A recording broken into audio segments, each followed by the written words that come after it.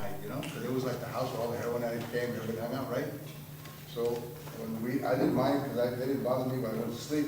But when my baby came home and then they were out there with guns and stuff, then I got pissed off. Then I got mad. I got a bat, walked outside in my pajamas and said, "You just woke up my baby." I don't know what it is about us guys. What is it about us that we protect our kids so much, you know? You just woke up my baby. Get the heck out of here, right? And they said to me, "We know who you are and we respect you." And in that spirit, we're going to tell you, we don't know where to go. So I went down to St. Anne's Church, asked the priest if I could do my first workshop there. And I went and got all the gang members to come over here with me. And it was a terrible workshop because it was the first time I had a workshop and a couple of guys stabbed each other. I was like, I must have done something really wrong here. So, but that was 45 years ago, my first workshop. Yeah. Yeah, so, hopefully I'm not going to take the time to start, but the reason I was asking you was, because, yesterday we went around and we did little introductions, and I was just trying to, I know you mentioned New Mexico, so I wanted to kind of give a little background on you. Where you grew up. Oh, where you go to my books.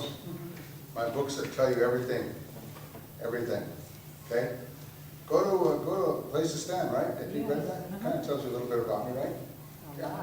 Just go there. It's pretty easy. Listen, okay, here's what I'm going to up. The reason I asked you to burn a work last night, you're going to be doing some writing today, so be prepared for that. But the reason I asked you to go home and burn a piece that you really value, how many people did it? Raise your hand. Oh, that's so great. That's great. You know what it was? The reason I had you do that? It's an exercise in getting rid of your ego. It's an exercise in getting rid of your who I am person. It's an exercise in this is so good, this is so great. It's an exercise of sacrificing it to the gods of the world and being clean and open. It's almost like a baptism. Did you feel any of that? Did you feel like after you burned it and you walked inside, did you feel more vulnerable? Did you feel more humble? Like when you start to surround yourself with attachments, even our work can be attachment. And I'm not a Zen Buddhist, and I'm not any of that. I'm just a human being that I know that if it's been practiced for 100,000 years, you take something really valuable and you give it as a sacrifice. We do it in football games, we do it in boxing matches, we do it in schools. We give our lives to a school, we give our lives, we sacrifice our families to get tenure at university. We never see our wives, we come home and she's like, well, you haven't seen the kids, we do it in business. We sacrifice for money. So I'm thinking in a really healthy manner, why can't we have a spiritual sacrifice of one of our best works that's not been published and that we think is a really good reflection of who we are? Why can't we sacrifice that up to the gods and say, please help me with my writing? That'd be really cool, right? So all of you did it. How was the experience? Tell me what you thought. Yeah. Tell me what you were feeling, yeah. And did you write a prayer?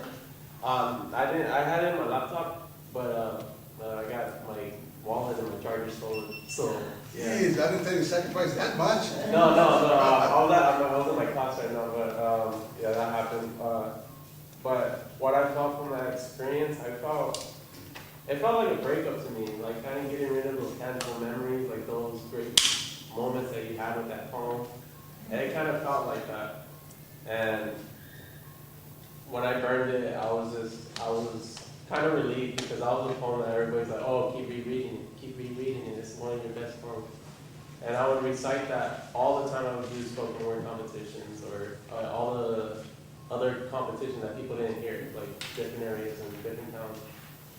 So when I finally just let go of that poem, it's like, okay. Did you say a prayer? Did you write something down? Yeah, I wrote something. Can you read it? It was in here, sir. Yeah, and it doesn't, the chart is dead, the chart and everything. Oh, so it doesn't work? Okay, who else? I'm gonna make sure to put it in anything else. Make sure, go back to handwriting in sometime, okay? Now, she doesn't want to be filmed, so you're going to be cut out anyway, so you don't worry about it. If anybody doesn't want to be filmed, sit over here. Okay. But anyway, who else? What did you feel? Where'd you burn it at? What'd you do? On my barbecue. Okay, so did she. Okay, so you went out after the barbecue? I burned my house down before. Did you do it? Did you do it by yourself? Yeah, my dog was out there with me. Oh, cool. And tell me what happened. It was a full moon, it was a good. It was last night? Yeah. How did I know that? So it felt very ritualistic, but there's this big full moon. And you were standing in front of it? And I like page by page, and then I was gonna save the blank pages, this was a whole, I did the whole journal. Oh, no, And, I didn't mean that. I know, but I wanted to, I thought about it, and I was like, do I wanna do, but I just You ended up. burned the journal? I burned the whole thing. Is it okay? Yeah, it felt good. It felt like, to me, it was like burning a mask, like the many masks that I can put on, the voices that I put on from written masks. That's beautiful. So I just sort of did it page by page because I didn't want it to mess You up. did it page by page? Pretty much, yeah. And then I did the blank ones too, as like That's so future funny. writings. That's such a beautiful thing, isn't it? To have the courage to do that and say goodbye to that. I don't know how to understand that except I feel it. But logically, I don't know how to compute it in my brain. You? I feel it though, right? But you don't know how to understand how you give away. It was a diary, a journal? Yeah, it was my notes of what, ideas and notes of things that I want, project notes and things that I was gonna do, and some, like, I always have little blurbs of things that usually That's extraordinary. launch into the other things, so it was like my future projects. That's extraordinary. But I also felt like if they were true, they'd still be there. It does do something to you, huh? Yeah. It opens you up in a way that leaves the ego to the side, leaves everything to the side now. That happened to me. I mean, literally, I had like 15 boxes of journals in prison. Burned. Oh. My wife cried, the kids cried. I didn't cry, I just knew I had to do it. I couldn't carry them anymore. I burned them. You know, there's something about fire and wind and sky and night, whatever that is. I don't know what it is. There's something about fire in a very sacred way, and there's something about language. And where I come from, New Mexico, we have peyote meetings, and it's always with the fire. And I always come back to the fire to give the fire my sorrow, my grief, my worries, my hopes, my dreams. Not sure how that always plays in my life, but it does. You know? How about you? Your experience of burning, what you burn. You don't have to tell me what you burned, but I mean, if there was a poem about something, if you want to say that. Well, it wasn't as luscious as what the others have done, but it was a letter that I had written 30 years ago that came back into my hands 2 My months ago. God. It was a letter that you had written 30 years ago? Yeah. I had written it to my sister, and I got the letter back 2 months ago. And then my sister passed away a month later, just a month ago. So I didn't. So there was a lot of really rich emotions because of, the intimacy I felt in the letter that I had written to her 30 years ago and the closeness that I had felt with her now. And then she passed away, and that was that inevitability of death. So for me, the burning was no longer, being able to try to embrace the deniability of death. And letting go of some things, my youth, my naivete, I don't know, it was painful. You wore this. It was painful. But I don't regret doing it. I had no idea you guys were going to go to that degree. I'm in awe of you, really. I'm just like, that's exactly why I wanted to come here. I mean, they're howling at me in Berkeley, these episodes right now. I don't want to go, this is where I want to be. I just knew it. You people. Yes. Did you burn? I did, but I've been in the process of burning for the past 2 years. You've been burning in the past years? And it was about burning away what I thought I was, Burning away who you thought you were? and giving away everything physically that I had. And that attachment I found was very heavy. It kept me still. And in letting go, you can't, it's like a closet that's all filled up with stuff. nothing more can fit. And I just entered that whole closet so that there's room for whoever I am going to be in the process. That's wonderful. Yeah. That's amazing. So, and it wasn't voluntary. It wasn't? No. And that made it even harder, but it also made me very, very, very spiritual. Let me tell you something, when I was in prison, I was like in the very beginning when I was just a kid, I was 18, 19, I had run into some pretty bad problems, you know? And I became an instant leader even though I didn't want to be. And I'll never forget standing there saying, I'm not gonna wear this. I'm not gonna wear these garments, the prison garments, I'm not gonna do this. And I remember the grief and the loneliness I felt when I knew that I was never gonna take another step with everybody else. It was a sense, it was something like dying a little bit, you know, where it's a real deep loneliness where you're just not gonna do it anymore. And I went deeper and deeper and deeper into this spiraling dark place where the guards came in and tore everything up in my cell, and then the guards beat me, and then when I was standing out there and I just refused to obey anymore, the inmates that had known me so well began to throw stuff at me, and I was down on the landing, and I had handcuffs, and they started yelling and screaming at me, and I was looking at them, and I was trying to tell myself psychologically that it wasn't me standing here, it was someone else.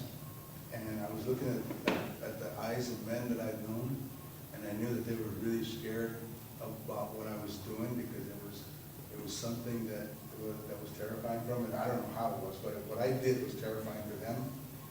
And then when the guards came and said, put them in isolation for 30 days, it was at nighttime, I had been like refusing to leave the cell and stuff, because I just couldn't do it anymore. I couldn't be a gangster anymore, I couldn't be a convict anymore, I couldn't just keep doing what everybody else wanted me to be, I couldn't do it anymore. So literally when they came and got me, they wrapped me in chains, and guards escorted me out, and I walked out of the prison gates. I was totally unexpected, it was the weirdest feeling, I'm only 18 years old. And you know, I had been stabbed people, and I had proven myself, and everybody, I had a following, right? People, guys, others were with you, right? But not standing in that landing that day, that was I didn't understand, I didn't know how to understand it, but when I went through the gates, it was nighttime, and I hadn't been outside in about 2-3 years. I had been locked up in county jails and stuff on skate. And I walked through the gate. I'll never forget that when I looked up and saw the stars, and I had my hands tied with these chains like this, and I looked up and I put my foot on the ground. I'll never forget the feeling that Jimmy was stepping now. Jimmy was walking. I don't think Jimmy walked for 20 years. I think I stopped. I think Jimmy quit walking at the age of 5. So when my mother left and my father left and all that, and they took us in the middle of the night to an orphanage, and it was terrifying, and put us in these rooms and dormitories, and lightning and thunder, and there was rain coming through the ceilings and stuff. And they put us in, it was an Indian school, in a Chicano school, and they put all the Indians and all the Chicanos in these big orphanages, you know, and it was a terrible orphanage. It was just falling apart, 3 stories falling apart. I'll never forget looking up and feeling myself step and feeling like, whew, what an amazing relief I have being me again, you know? I don't understand it. On the way to the darkest, deepest hole, I felt great, you know? I don't know what it was. It was a reconciliation with an old part of myself that I had been going further and further back. What about you, Coach? I think the piece that when I went to look at some old stuff, right, and I was anticipating just kind of reading some mumbo jumbo from when I was young and stuff. Kind of came across something that I wrote about a year ago about death. So I've been thinking about death a lot, like my own death, just death in general. And I didn't think it was going to be hard to burn it. Because I've lost a lot of things in my life, and so when you lose a lot of things, you know, material things and people, it doesn't seem like such a big deal when you're kind of consistently losing things. So, you know, I didn't think it was going to be too hard to burn, so I took it. And I was reading it, and as I was reading, I didn't want to burn it, because I liked it. I was talking about death, and I was kind of being honest about death, and how, you know, the birth of my daughters is forcing me to think about my own death, how I want to be healthier, and all these things. So I went outside, one day in my classroom at Allison. I went outside and it was funny because I had a box of matches and I was trying to light it. It wouldn't burn. The wind kept blowing out the match, Wow. and I'd light another one. And I do 4 at a time, 5 at a time.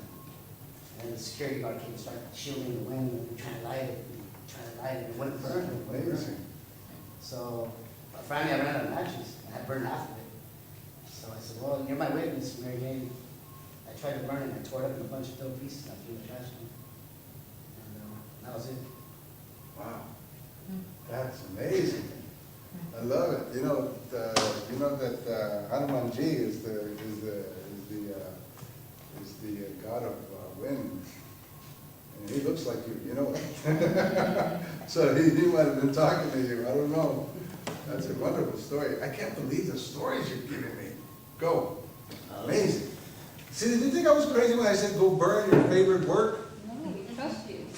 Trust me, and I will take you there. And the reason that I give you that exercise, it opens you up to the universe. You feel naked again, like a baby, and you can begin to recreate yourself. It puts your ego aside.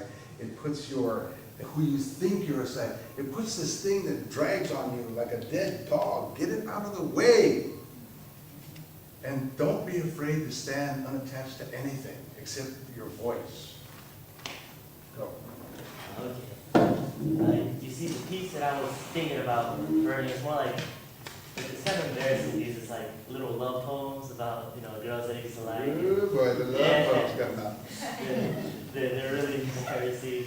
So I guess it was kind of more of a relief to burn them. Right, hey, that kind of man, hey, all right.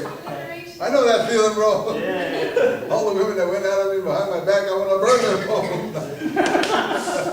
Sort of. I did it outside, it was like maybe like 12 in the morning, and then I did it a little differently. Like I rolled it up into like a cone, and then I put some of the poems in the cone like a torch, and then I just lit the paper ball. Then I started kind of like running with the torch, like a little bit back and forth. And then at the end, I had a few more that I just put on the ground, just burned them on the ground. And then I just went to my knees and kind of just looked at the moon and just kind of like said a little prayer in my head, just just make me be better from this experience, just make me, I don't know, just let me learn. Just want to learn. That's so beautiful, thank you. Wow, a torch. I'm surprised I haven't heard any chanting poems yet on this. Oh yeah, I heard it and I started chanting, be gone, may the Lord please help me, may I be healed by the moon on the full moon night. That sort of thing, right? Go. Nothing special, it was just this piece that I've been working on for like 5 months. It's a poetry novel type of thing. I'm telling you, burned it all. Yeah, the chapter that I have. One chapter? Yeah, I only had that. Good, okay, good. So it was like about 25 pages. In my mind, I just told myself, like, I hope I can come up with something better than this. You're a brave warrior, man. You really are. I can see it in your eyes. You really are a warrior. You're no mess around. I can see that. I would hate to get you, man.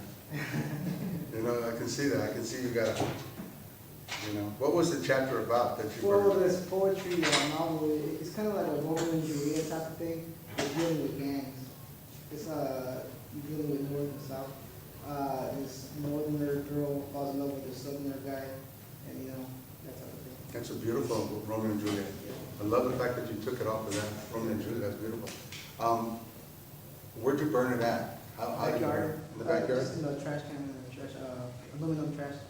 Really? Yeah. And it was a full moon night. Did you know that? I didn't know because I guess it was facing away from the house. I didn't see it until later on. That's fabulous. Wow. By the way, Paul, Yeah. that's the gentleman that I want you to be interviewed by. He's and that's his camera back there. So when we take a break, you guys will find some place. Okay. Thanks for bringing your camera. Oh, yeah. You. I want to get to writing, but this is blowing me away. I just want you to know that. I had a letter that I wrote to my dad, and I asked him a very pointed question, and I asked him, well, since you don't have to go look for paper, put the answer on this letter and return it back to me. I didn't think he would do it at first, and then when he gave it to me, and I got an answer that I didn't expect, I kind of got real mad. You got mad? Me. I said, I'm gonna hold on to this paper. It's proof. He admitted to something. So I kept it and kept it and kept it, and when the assignment came to burn something, you say poetry, I'm not a poet. So I said, I'm gonna burn that later. I'm not gonna hold on to this proof. I'm gonna see what I feel like after that proof that he never admitted to before. But he answered the question and admitted to it in a different way, putting blame on me and somebody else. So when I burned it in my kitchen sink in the apartment, I had to worry that my alarm might go off in the other room. But it didn't go off, but when I burned it, and I just kind of wanted to retrieve it, so I said, oh, let it go. And I started touching the ashes and I said, yeah, it smells like what I imagined someone being cremated. And my father didn't finish his will, and I said, well, God, that looks like my imagination. That's him, being burned up when he dies, in case he doesn't finish his will to tell us how he wants to be taken care of. So that looked like my dad, burning right there. It was his letter to me, but it just reminded me of him being cremated.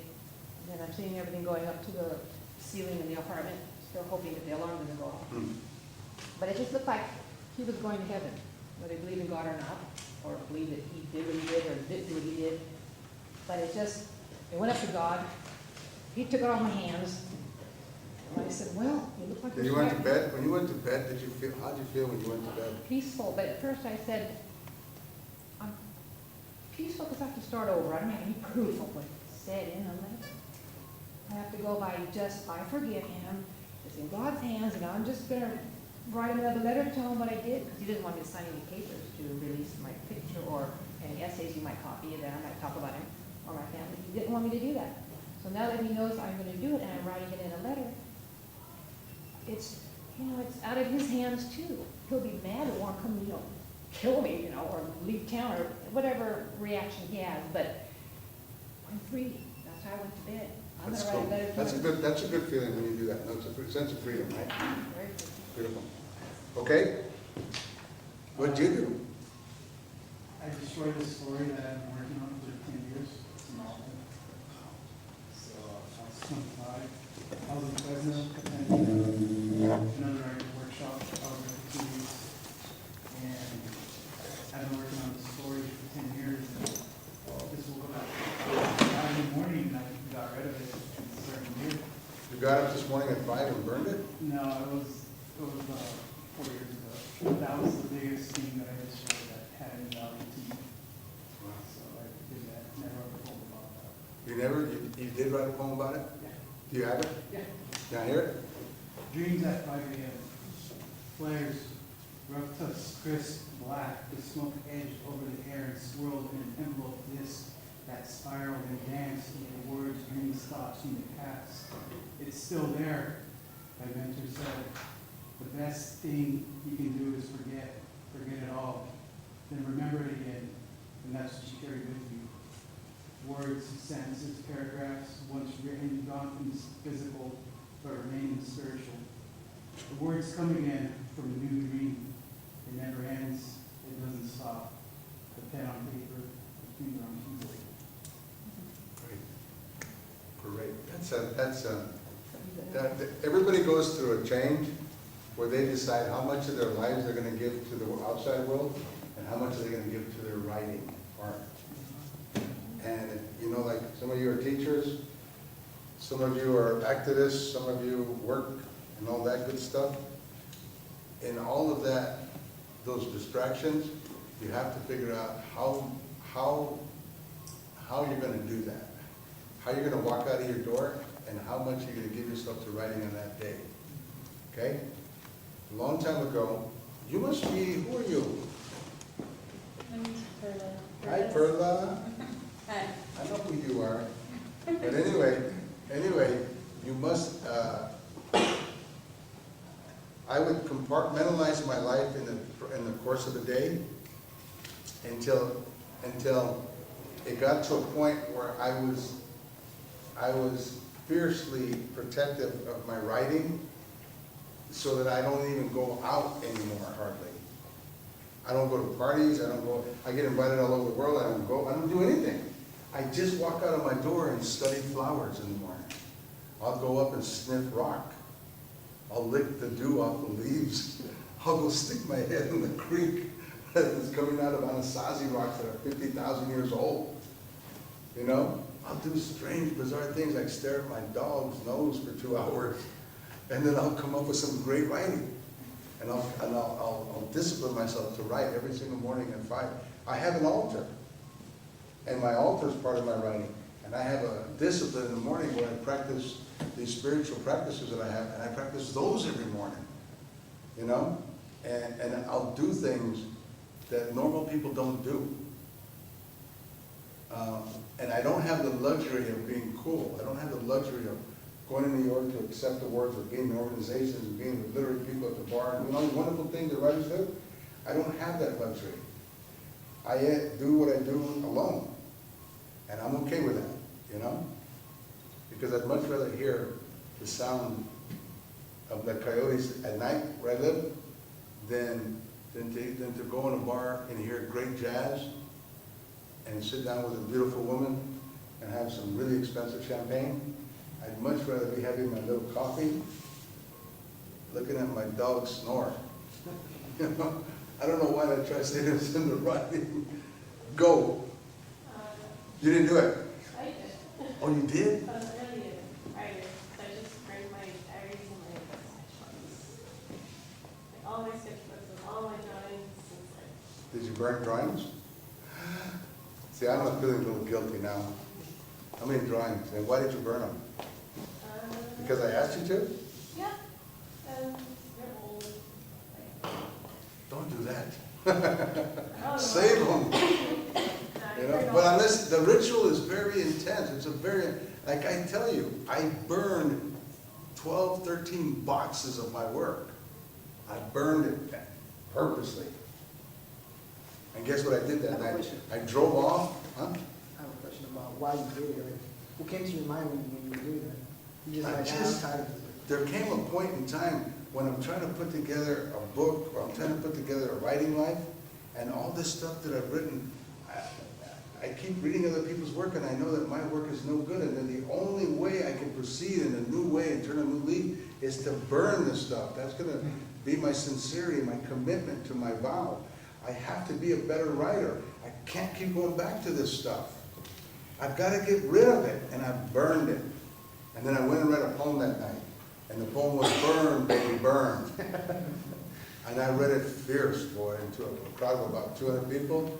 I was yelling, burn, baby, burn. What I didn't count on was when I was coming back, it's an hour drive, I had my wife and my 2 kids in the back seat. When I was coming back, I saw at the end of the road, I saw the red light of the fire department, and I thought, oh my God, what I had burned had caught my house on fire. And when I drove up, I knew it. Gee, the house is gone. And I said, did you have to do that shit? I told my writing, all these little people I wrote about, why? Right? It's because you took it. You asked for it, we gave it. And it was great because I was able to rebuild my house. How long did you live in your house before it burned? And like, do you think that was kind of like, it was unintentional, but do you think that was kind of like part of it too? Like letting go of the memories that happened in that house before it burned down? I love the idea of letting go as a writer. I love the idea of taking the thing that you treasure most, like in rewrites, when you do a rewrite, you love what you've written. Why do I have to change it? Because don't you realize that when you look at a rock when you're walking, and if you turn it over, you'd be amazed what you see under there. That's the story. You know? That's the story. You didn't do it? And you didn't show up yesterday. Oh, can I ask you a question? Why didn't you do it? Most of my stuff is in storage, so, you know, as far as being able to get it. One of the things we have to do as writers and poets is not be allowed to go forward because of obstacles. Don't accept an obstacle. That doesn't mean I've got to go into a room and start speaking and try to convince people, whatever. When it's in our power to go to the freaking storage house and open it up, pull the box out and burn it, and we don't, that's something you have to look in the mirror and ask why. Because I've done that, I did that for years, and it didn't work. It does not. What does work is tell my wife, honey, I'll be back in 20 minutes. Where are you going?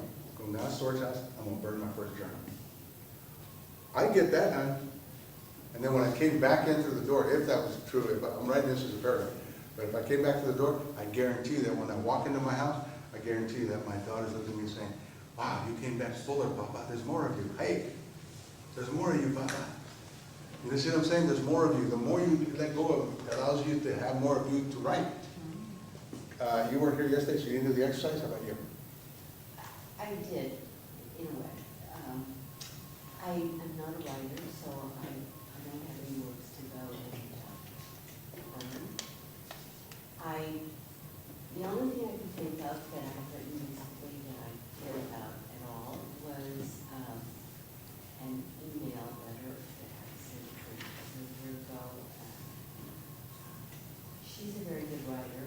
She's a wonderful poetess, epistolar, and I take care of her and I to her. And I wrote something over a year ago when I was in a very despairing place. And I included a poem in the letter that I don't often write poetry, very rare. And I was pleased with it.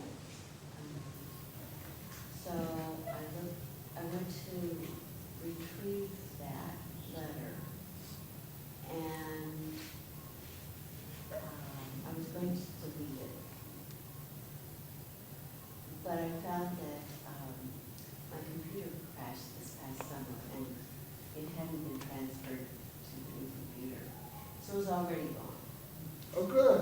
So, I like disaster stories. it was, it was gone. As long as it hurt. So, and I felt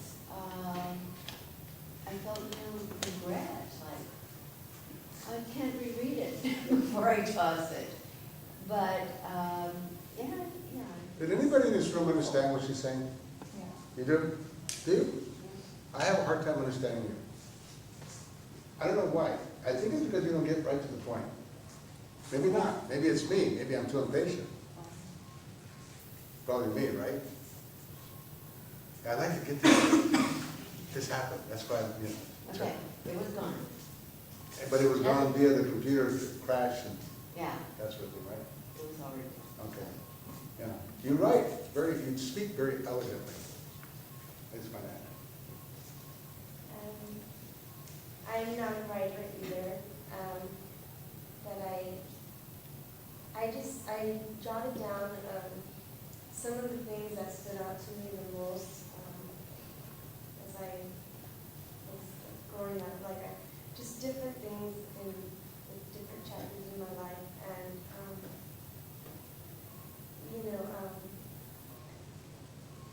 I mentioned yesterday that I was helping out at the homeless shelter. So I think that had an impact on how I felt as well. I've always had the idea of one day writing a book, and I always said it was procrastination, but there's just things that I didn't, not that I couldn't open up, but just I never really felt like I had to. There's just, there's people that were involved in my entry, and people that I included in my entry are like immediate family members. I grew up with brothers, sisters, so it was like a very, very a machista household, and it was about my endeavor. It was about just obstacles that that I had to go through. You know that the way you speak is reflective of how you think. You know that. And it's very apparent that if your thinking is not really clear and to the point, that's how your words are going to be, right? Right? So you speak very beautiful, and you have a very powerful experience, but you're going around it and around it and around it and around it. you're not going through it. You keep, everything you just said was going around it and around it, and I was kind of pleased and curious by how you were doing that. You keep on going different ways around it. But you're gonna have to try and train yourself at some point to, and I'm not sure what that is. I don't know what that is. In writing, I know what that is. I know how you do that in writing. But somehow you have to go right to the point. Boom. Or boom. And you can spend a lifetime going around stuff, and it's gonna reflect in your writing, and you're gonna end up a very sad writer at the end of that. You know, you have to take that, and you have to be unafraid of speaking it clearly in small and little words. Just say it. I don't know what I forgot what that fear is, because I trained myself to do that a long time ago. I don't know what that fear is, but I know it's there. I don't know what it is. Do you know what I'm saying? Yeah, I don't intentionally try to circumvent stuff, but Yeah. it was about my endeavor. It was about. What does endeavor mean? What does that mean? Well, it's like, I guess it's about like the obstacles, because I'm a Salinas native. And what's it? What's it about? What's the it? Is that your journal? Like, Is that what you jotted down? What is it? like my, I guess, experience is my, I just, So I jotted down, see? okay. Give me specifics. But not right now. We're gonna work on it, okay? We're gonna work on it, because you and me are the same thing. I was right there where you're at. And I had to fight hard and fight hard and fight hard to take this word endeavor, put it aside, and have me walking down the sidewalk between First Street and 8th, and that's where I was. My endeavor was to try to make it 2 blocks that way without getting beat up. And I mentioned the suckers that were sitting on the porches too. And I mentioned their mamas in a bad way. I was specific about this endeavor, you know? My life was just starting out too. Pablo. I didn't do the assignment. He's a guest. He, by the way, he's a wonderful writer, a really wonderful writer. And he just had a play called, speak on it. Some of you might have saw it. I had a play called Black here at Salinas. He saw it. He saw it. He wrote it, or produced it. Wrote it. He wrote it. Have you ever burned something that you treasured? What was that? The question was, have I burned something? Yes. Yeah, burned a lot of things. I burned my grandfather's couch when I was 9 years old. I beat the shit out of me for it. I don't have a journal, so I'm gonna burn this couch. Exactly. Burnt myself. Burnt my toys as a boy. Burned an old draft of my first novel. Yes, I did. Really? Yeah. Burned it because I also wanted to start all over. That was a long time ago. That was How old were you? 24. And you burned it on purpose? You weren't drunk or high or? Burned it. You did it out of the purposeful soul of the writer, of the poet? Uncompleted version of it, and I just, so this is not it. Burn that shit. Wow.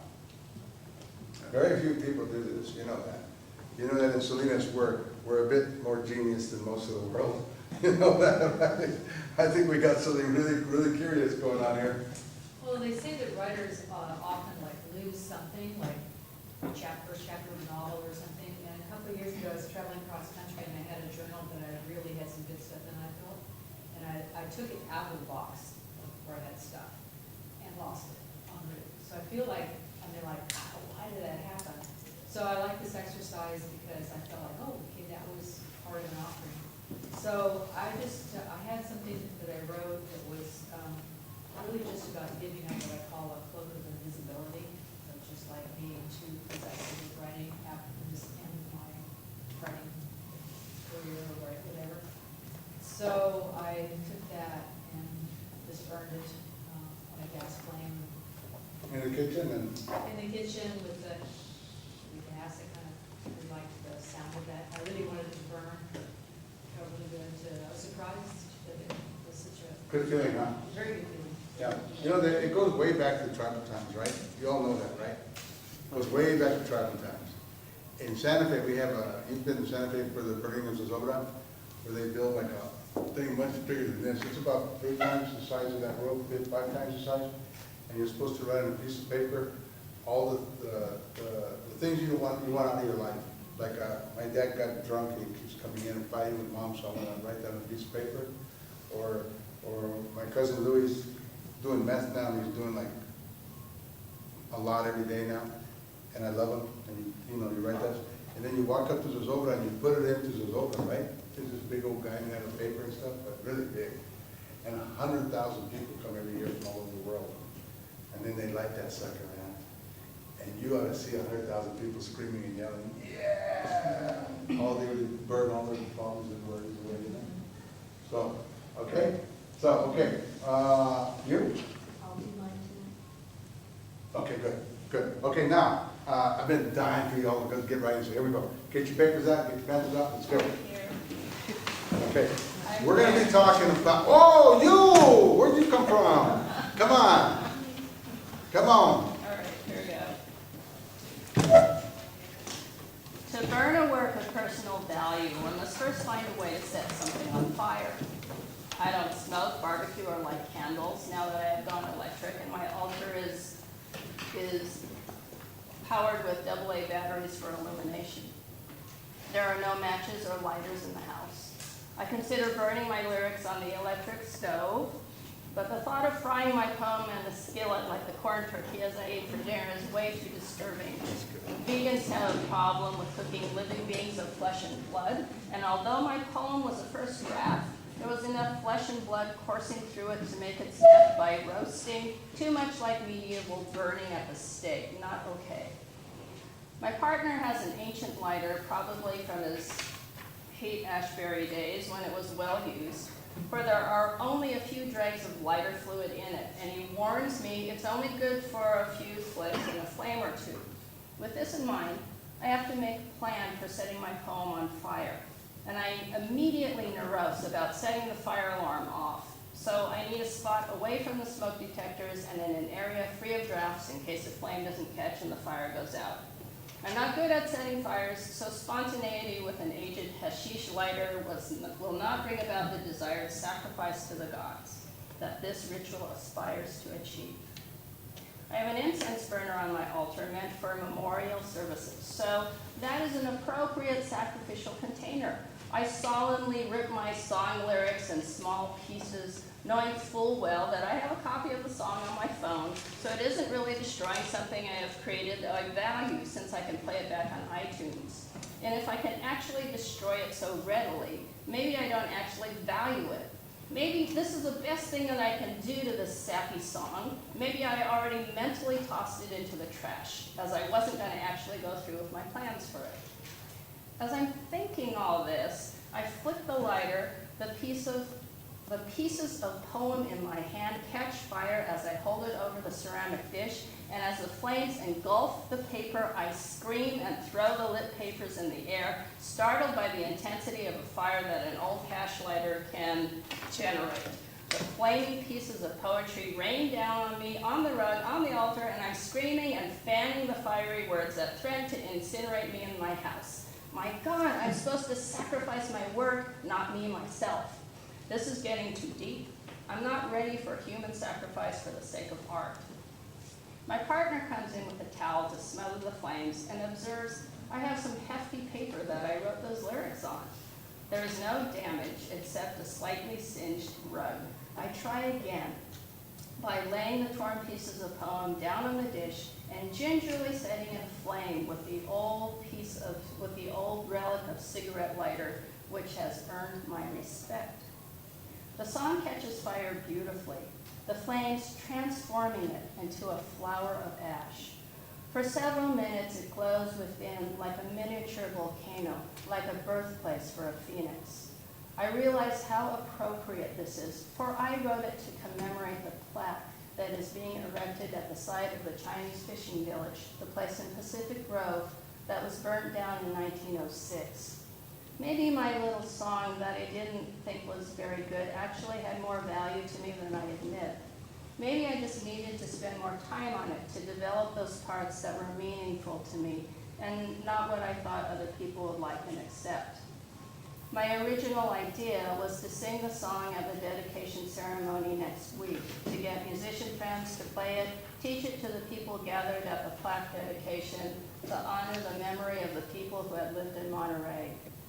I recently learned my great-grandmother was born in this Chinese fishing village in 1896, so she would have been 10 years old when it burned to the ground. The song came to me quietly as I was reading the Carmel Pinecone article announcing the dedication of the plaque honoring the Chinese village. I have all sorts of snide and ruthless thoughts about Pacific Grove, the Carmel Pinecone, the annual Festival of Lights in PG, and yeah, white people. But my song was about loved ones, especially loved ones that are separated, that may never see each other again, as was true of many of the Chinese in America in the 19th and early 20th century. It was a song about being connected, even if separated by great distances, by expanses of sea, by expanses of time. I wanted people to feel a universal understanding of the deep sadness of people separated from those they love, who yet still keep the light of hope burning, that they will be reunited, who keep a fire burning in their hearts for their distant loved ones.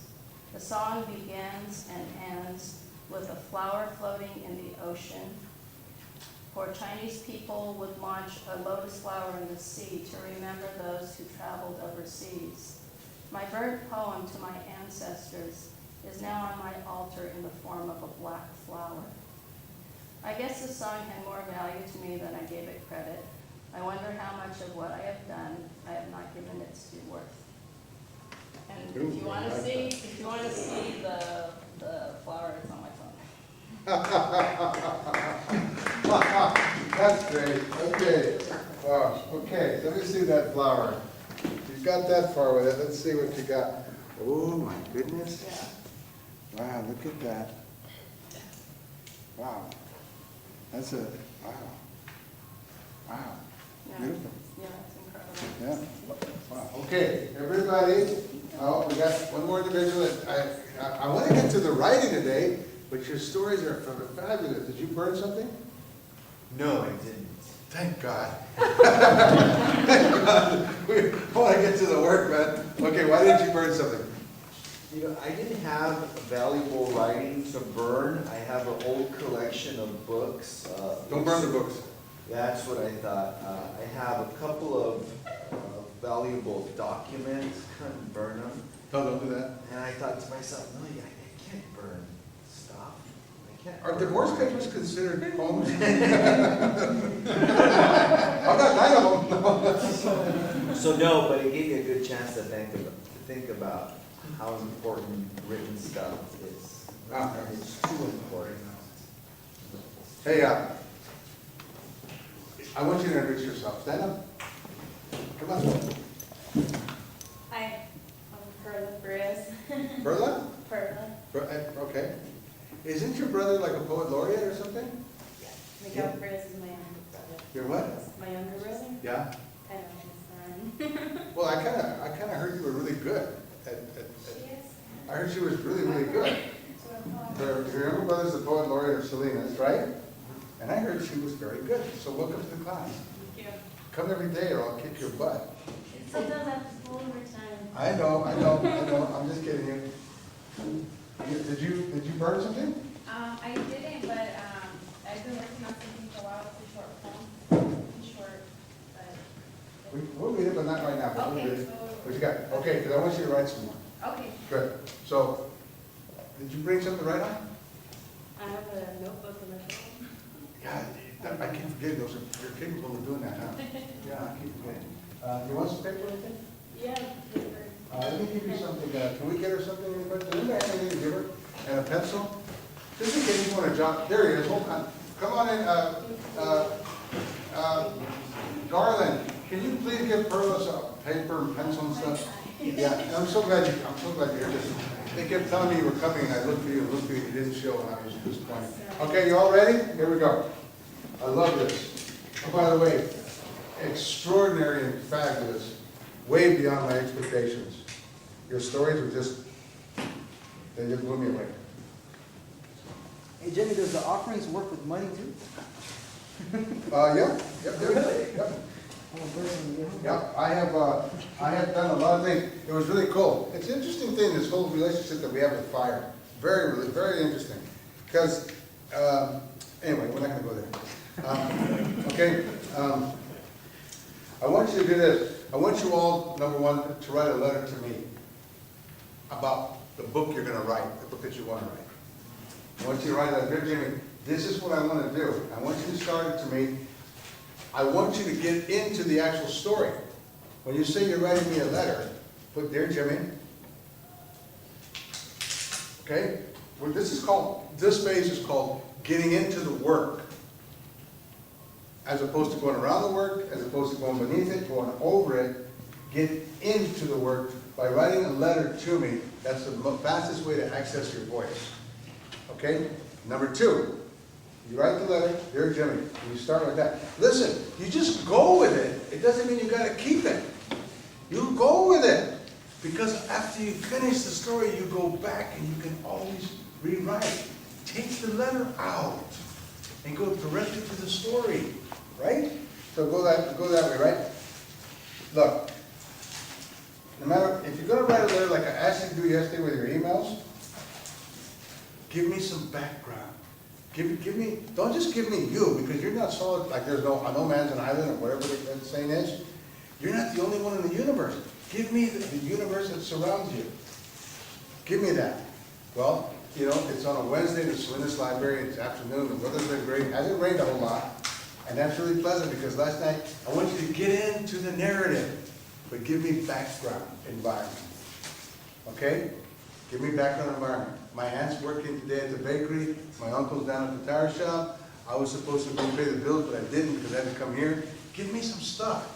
Give me your life in that background story, you know? Last night was a full moon, I couldn't go to sleep, I just kept looking at the stars. Don't be afraid to share your life with me. That's what writing is. Writing is sharing your life. Okay? It's not, the imagination is there. We'll use that. But the most basic part is don't dismiss your own breathing existence. Put it in. Okay? Now, listen to this. Our lives are made up of patterns. Okay? I'm very, very good at teaching. I know what I'm teaching. I could teach anywhere in the United States. And right when I came out of prison a year after, I was teaching at Yale, giving the Wallace Stevens chair. And I quit. I was so good. Well, it was because the women in New York were more beautiful than the work in New Haven, you know? I'm kidding. But listen, our lives are made up of patterns. The easier you start to write your poetry, write your story and all that stuff, don't look for the patterns. Don't go, you know, well, this thing. When I'm talking about patterns, I'm talking about a narrative spine. Narrative spine. And I'll tell you what that is. Just write your story, and as a really good editor, I'll go over it with you and say, Mira, look at this. Look at this. You go here, you go here, you go here, you go here. These are all the same things, but cloaked in different masks. That's your story.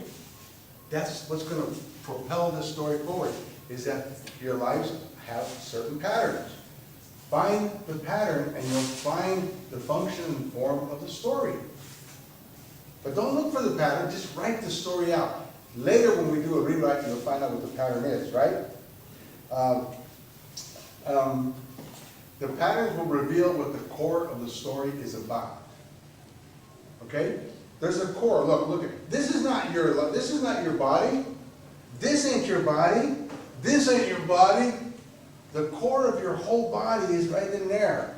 That's the core. Every story has a core. And from that core emanates the story, the limbs, the eyes, the hair, and the face. Okay? So you write the story out, and when you start to get close to the core, you're going to feel the rhythms and the pattern of the story emerging. Okay, you're going to feel the breathing and stuff like that, right? Language. Crucially important is environment. Do not write me that letter by saying, Estimado Señor Precioso Mr. Baca. Just say, Órale ese vato. If you're like that guy right there, say, ¿Qué huele vato?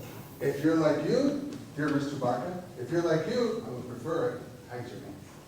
Something like that, you know? If you're like you, a coach, what the heck you doing? Or something like that, you know? Just start the darn letter out, right? Start it out in your own language. Don't give me the king's language, or the queen's language, or the parrot's language. I want yours. It's called the environment of language. You put yourself into that, right? Like you could write an amazing short story. Where you work, my God, you work in a place where women have been battered and homeless and stuff. Do you realize what that place is just, my God, that, it's like Charles Dickens. You could be the new Mrs. Charles Dickens. Really, that's what he wrote about. Okay. Language of your environment, okay? Now, this is kind of an interesting thing. The burning exercise, right? So you all have the story, and I want you to start with a letter to me. We're going to start writing for the next 25 minutes. But think of this for 1 second. Just for 1 second. We're here, we have our bodies, our shoes, our clothes, our shirts, and all that stuff, right? But if you go back. I know it sounds stupid and silly, but I don't know if it's true or not. But at one point in time, there were two people, and there was these little tiny things traveling into my mama's womb. And that was little Jimmy. And I was about this big, I think. I wasn't even microscopically seen, right? I was that small, right? But that was me, right? And I'm looking at me from this perspective thinking, dang, that was me? No, I didn't smoke any good weed either. That was me, that little tiny dude traveling around in my mama's stomach? I mean, I was beyond even seeing, right? And when I look at me from that perspective, suddenly I feel like I can get rid of all this stuff I'm carrying, right? And I can write from a completely open place. And that's what you want to do. Don't believe, look, this is a contradiction of sorts. Write what you know, well, that can get you in a lot of trouble. A lot of trouble. If you can write what you don't know, that's the place you want to go. If you can write what you don't know about your life, that's interesting. If you write what you know about your life, but if you write about what you don't know, we call that discovery, revelation, insight, tuition, all these wonderful aspects in writing that really count for a lot, right? Okay? So you have to do that. Look, like this. When you're caught, what I'm basically telling you is this. I'm trying to tell you, as writers, go back to awe. You know the Land of Oz? They had it wrong. It should have been, go back to the land of awe.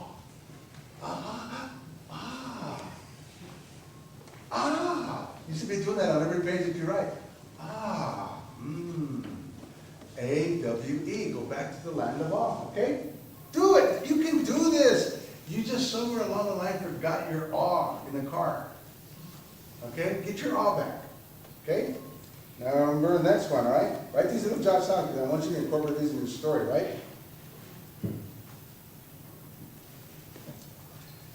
Okay. I said that, okay, here's one. Okay, here's what we got to do. When you're writing, this is it, and I just want you to write. Okay? Strength of personality. I'm not really sure what that means. I wrote this note down. But I think strength of personality means voice. I don't know how you want to put that together, but I think it means voice. And I think voice is this. This is what I think voice is. I think voice is this. I think voice is you come to the writing table with a meat cleaver and a flower. You put the meat cleaver on next to your papers. You put the flower over here, right? And you might even put like a beautiful little bowl of chips or a bowl of nuts over here in case you're hungry while you're writing. If you could do your work, if you could